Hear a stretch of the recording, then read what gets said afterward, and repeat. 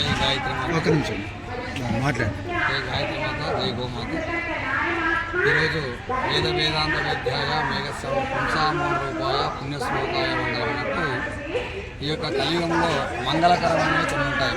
అంటే దానం, యజ్ఞం, ఈ ఫలాలన్నీ కూడా పొందాలంటే సమాజానికి హితం కోరే పీఠాధిపతులు, ఆచార్యులు, తర్వాత అన్నిత్యం కూడా అనుష్ఠానం చేసినటువంటి బ్రాహ్మణోత్తరులు ఈ యొక్క ఆశీర్వచనంతో ఎంతో ఘనంగా జరుగుతున్నటువంటి ఈ 9వ జ్ఞాన వేదాంత సభలను అందరూ వచ్చి చూసి ఆనందించి తరించాల్సిందిగా మనం చేస్తున్నాం.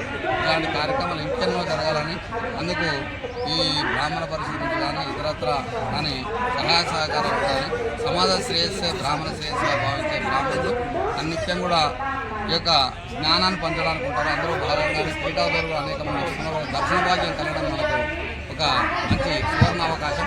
అందరూ వచ్చి దర్శించి ఇక్కడ స్వామివారి సేవలు ధరించి ఆ యజ్ఞాన్ని చూసేదాలు మనకు మోక్ష ప్రాప్తి కలుగుతుంది కాబట్టి అలాంటి విశేష కార్యక్రమం పాల్గొనాల్సిందిగా